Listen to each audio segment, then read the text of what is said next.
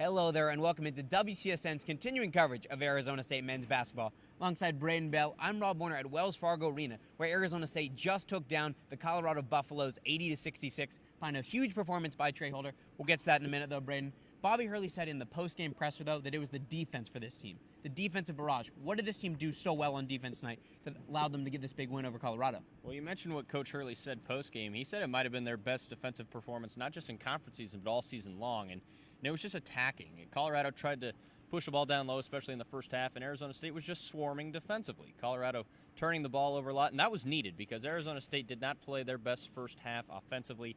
0 of 10 from the three-point line. For the first time all season, they didn't make a three in the first half.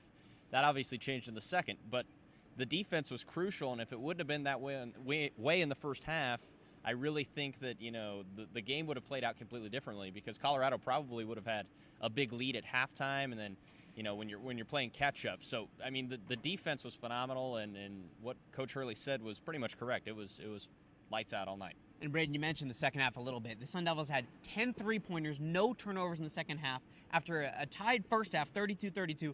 What do you think Bobby Hurley had to do to get his troops ready for the second half? What did they do in that second half?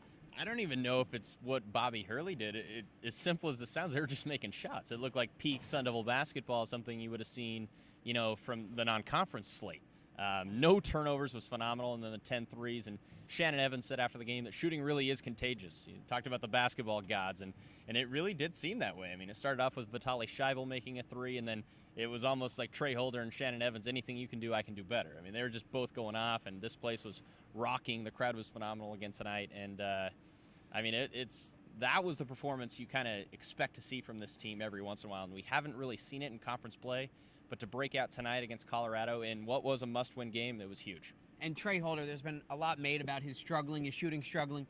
Braiden, against Utah, though, 2 nights ago, he had 23 points. Today, he has 22 points. He had 10 rebounds against Utah, 5 tonight. What's he doing to get back on track?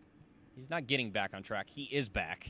He's back to where he should be, and ASU fans should really appreciate that because he completely makes this a better basketball team. But he just looks comfortable, and he's driving to the bucket. He's getting those foul calls. It'll be interesting to see what happens next week on the road.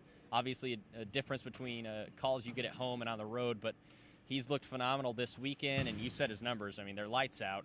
And, it's just big. Making a couple shots early on. He did that against Utah, did it again tonight. And when you make shots early on, you're just more comfortable, and you can really just see it flow not only through him, but the rest of the guards. And they've fed off of each other's energy all season long, and especially tonight. And I think you're right about that, Braiden. It looks like Trey Holder is completely back, and the Sun Devils get a much-needed win, 80-66 over the Colorado Buffaloes. For Braiden Bell, I'm Rob Werner in Tempe, Cronkite Sports.